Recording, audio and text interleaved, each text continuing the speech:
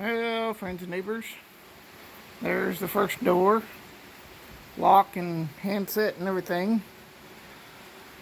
Had to do a little whittling out on it, and then whenever I was working on it,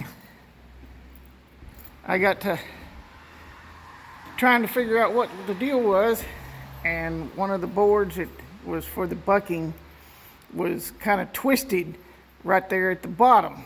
I thought I had it in and stuff, and then it was going cattywampus, and then I took it off and started over, and I laid the bucking down on the ground and looked at it and went, holy crap, that sucker is twisted right there in that last 6-8 inches down there on the bottom. It was down here on the bottom. It was twisted just a little bit, just enough to make it bind and stuff. And I had to eliminate that. Now it works purty. All right, everybody have fun. Hike safe.